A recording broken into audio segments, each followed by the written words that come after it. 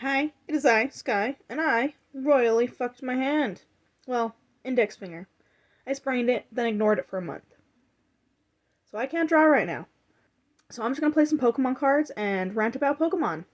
It's pretty apt since Scarlet and Violet's DLC is coming out, and I've got some words. First, a disclaimer. The incoming rant is opinion based. I am by no means a Pokemon master. I am also not a Pokemon expert, and I have no desire to be a Pokemon champion. I like the collecting. Shiny hunting is my jam. And the idea of my own living Pokédex is here somewhere. I'm not a big fan on battling, mostly because numbers and me are oil and water. So I consider myself very much an amateur player. I don't care if my Pokemon are the best. I'm just out to collect and have a good time while doing it. So, yeah. I still enjoy the games. Played them my whole life, but I've got some things to say about the flagship games.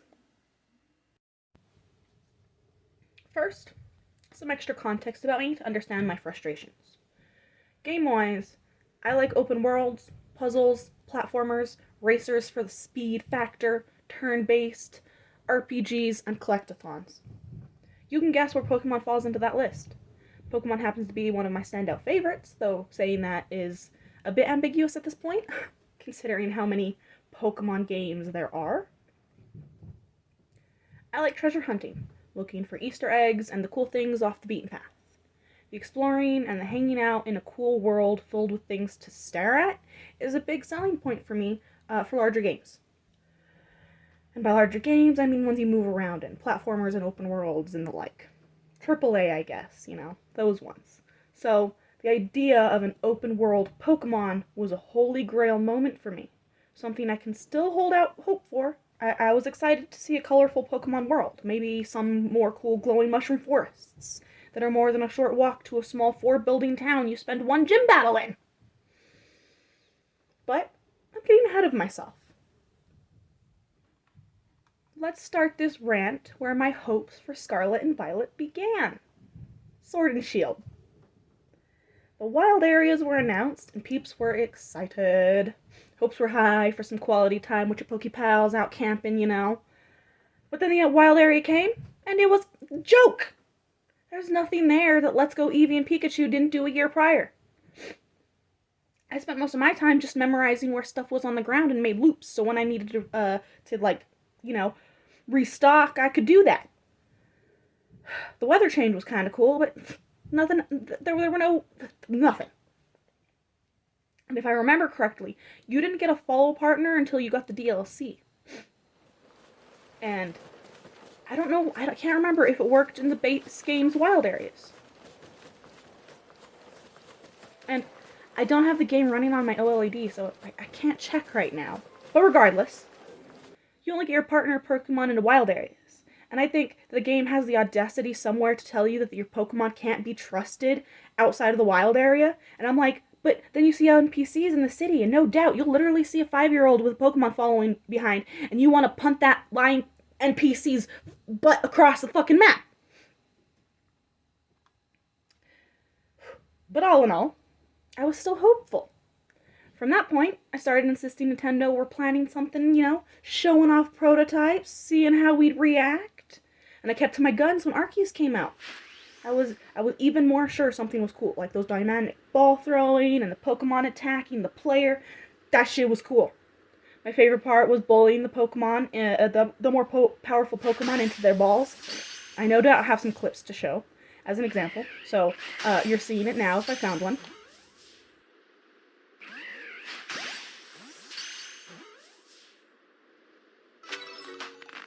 I've got very little to complain about Arceus. Besides, I wish I had a little bit more free time before the massive mass outbreak update came, and they fixed that shiny hunting bug that everyone really, really took advantage of.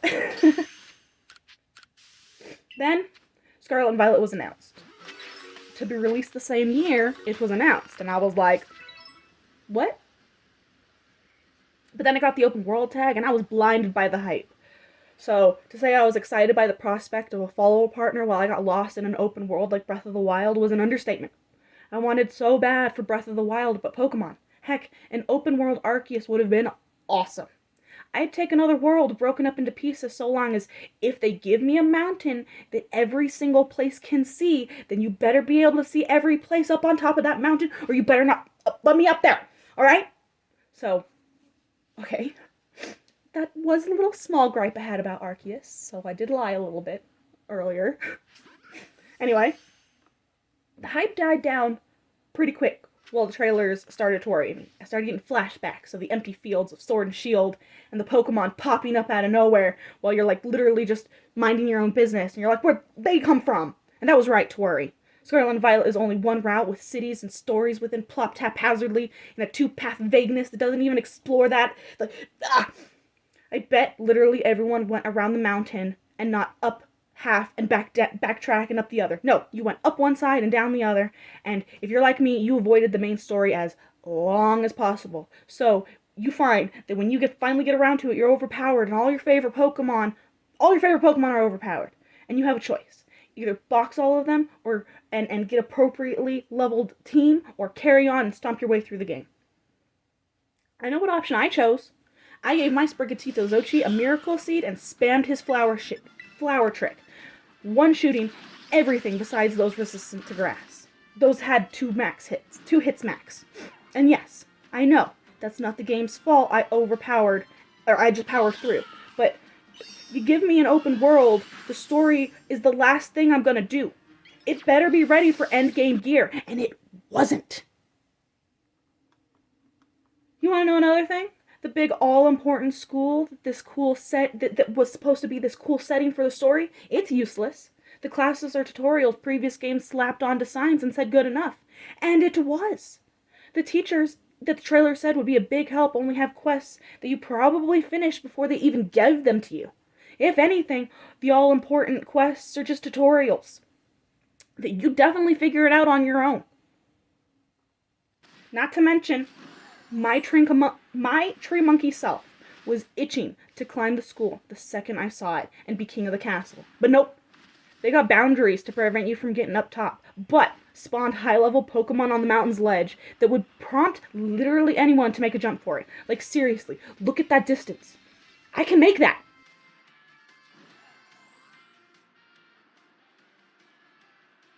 Nope. Loading screen. Ugh. I want to climb.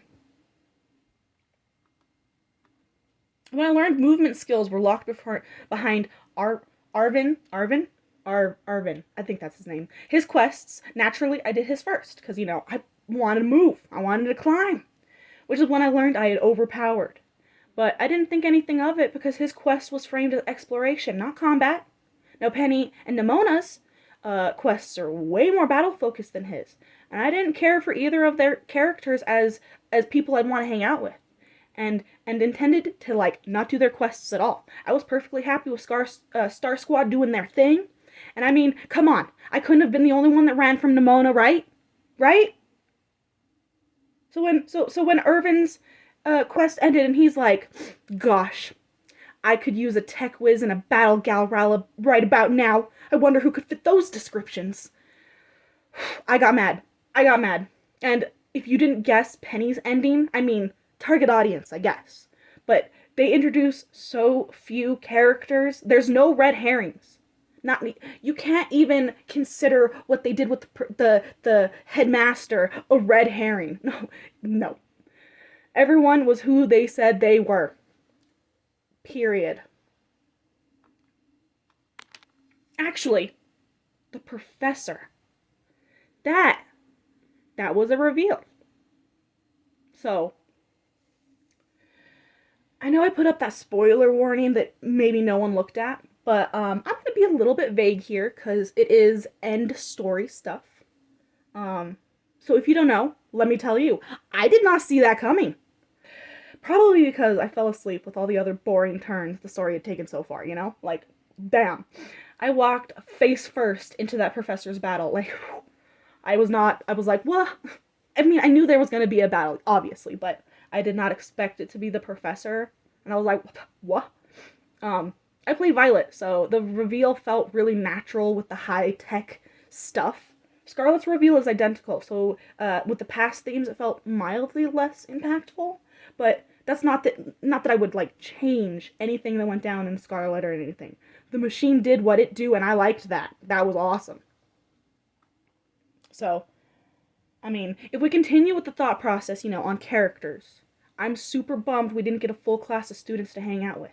We got 3 NPCs that are upperclassmen, and they're not even on the map to hang out with. I get the other players are supposed to be your fellow classmates, the ones that are in your grade or whatever.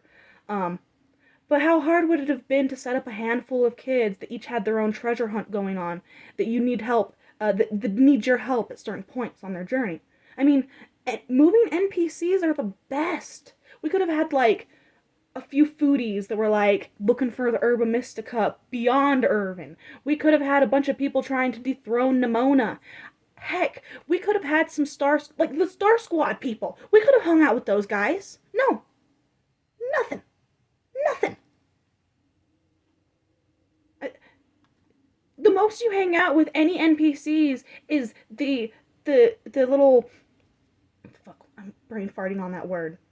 Cutscenes. The cutscenes with the teachers when you're doing their quests. And I'm using air quotes here. Quests. I liked the nurse. She was kind of cool. Her quest was like, her storyline, I guess, was nice. It was, you're like, you can do it! That was nice. Ugh. I'm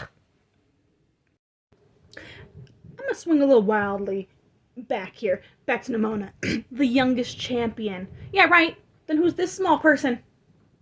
How is she an elite but not a champion, huh? Am I misunderstanding how champions, or how Elite Four become Elite Four? I thought you needed to be a champion first. Wait a minute. To the internet. Huh. So, no one knows how the Elite Four are chosen, apparently? I was under the assumption it was everyone needs to be a champion to be on the other side, gym leaders and all, had to beat the gyms and then the Elite Four and champion, so everyone in the system is of equal standing in some way. The easier gyms are just easier because the leaders know that they're first in line on the journey to becoming a champion. So for this little tot to be an Elite Four, she had to have gone through and become champion.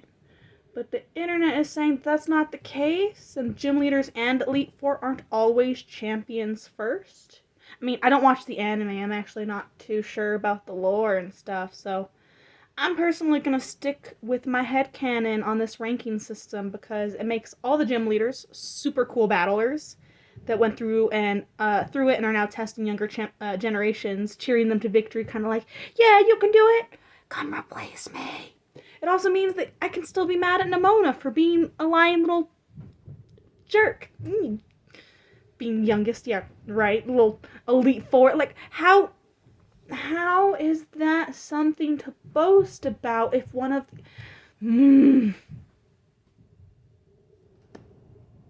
And the only good thing about Penny is her character design. Like, I want that back.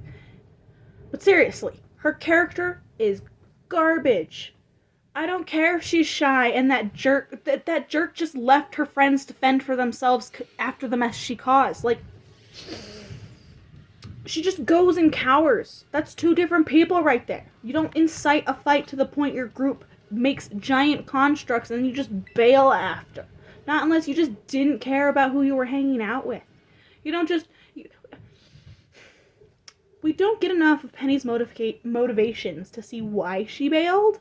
Like, all we get is, oh, things didn't go as planned, so and I've gotten everyone in trouble, so I'm gonna disappear so that everyone goes and does what the school asks so they don't get into more trouble. Like, what? That's the lazy excuse for what you did I've ever heard. You made the Star Squad be a loyal bunch, and then you just bail on them, expecting them to just disband. That's someone who just didn't care or just didn't know the people she was hanging out with. I can't give no fucks for the excuses like that. Your actions are pretty clear, Penny. You hid yourself from the start to avoid blame. I don't like Penny. Her friends don't need her, and I'm sad I was forced to redeem her. Fuck that. She can go hide behind her screens and pretend she cared. Bullies got nothing on someone with friends, and the Star Squad flashbacks showed undying loyalty. You get stuff like that and you start getting to school with gangs to the point that Penny wouldn't have been bullied as bad because the groups would have been protecting their own. And I can't even wrap my head around the school's involvement in this whole mess. Schools don't just go become rainbows and kisses when a few bullies drop out because they got scared by their victims.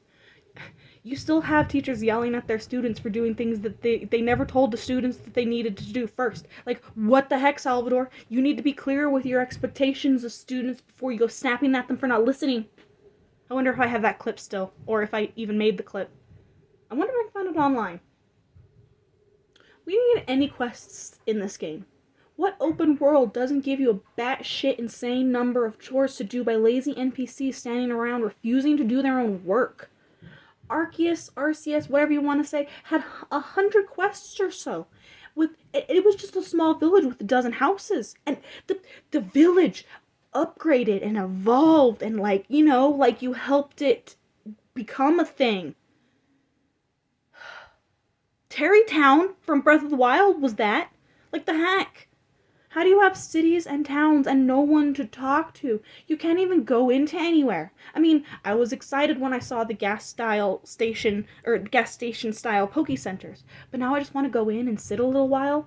But with how barred all the doors in Scarlet and Violet are, you can't. It feels like you've just been put outside and you're like, go play, and then now you're just stuck outside because people forgot about you. The school, not to mention the school's interior. It's just a glorified menu with a library.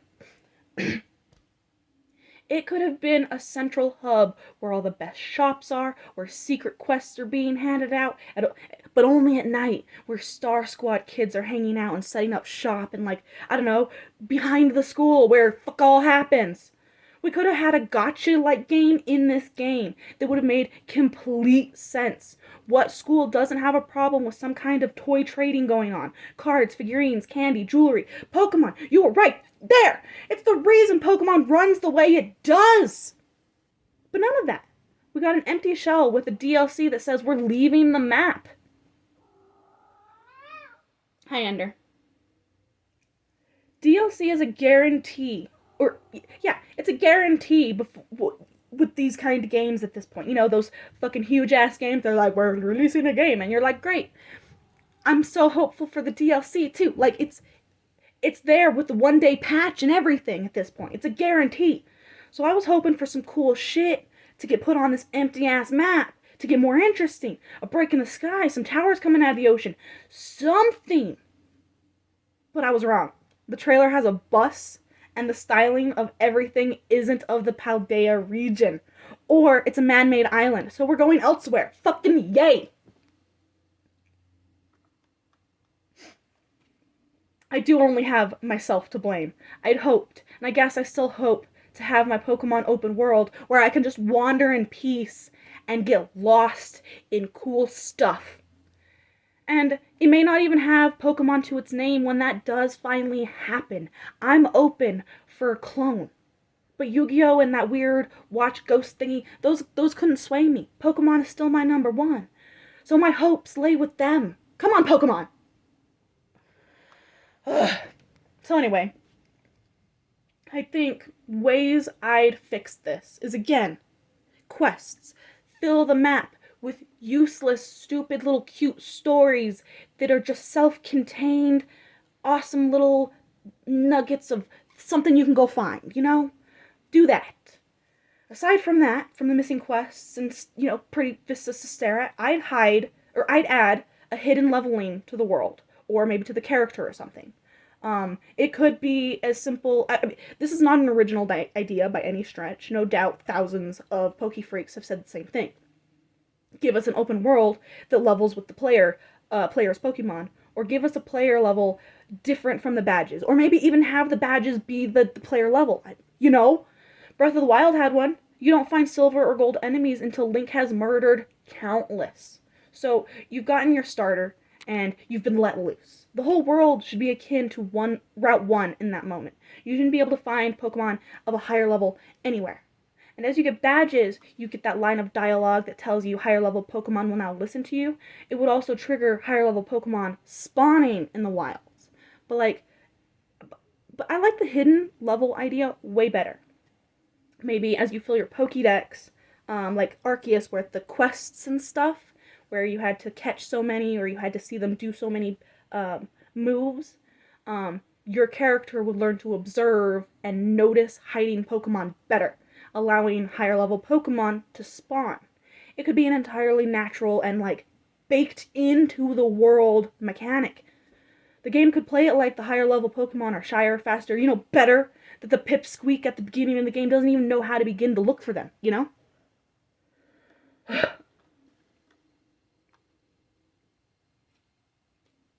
So, aside from that, I love these games. The mechanics are awesome. I like the fighting system, and I'm always down for a gimmick to shake things up. I liked making my Pokemon turn into pretty gems. I liked blowing them up into giant building-sized whatchamacallits. I love Mega Absol, giving him wings and stuff. That was genius, so cute. But yeah. So the items, they also worked the way that blue, red, and yellow all basically started out, so no complaints there. And the character customization. I'm always an advocate, the more the merrier. But I liked the concept of school uniforms and understanding that that would restrict the selection. What I wasn't happy about was I couldn't mix and match the pieces of the uniform I was given. Why couldn't I wear the jacket from the winter uniform with the shorts from the spring uniform? Huh? Huh? Nothing? So, yeah. I think I'm all ranted out. My finger still hurts, and will probably be hurt for a while longer. I don't know when I'll be able to draw again. A month at most, hopefully. Like I said, I ignored a serious injury, and I made it worse, so now I need to wait patiently so I don't cause permanent damage to my dominant hand and not be able to draw anymore. And no. So, yeah. There might be more rants coming, is what I'm saying. So, yeah. Bye.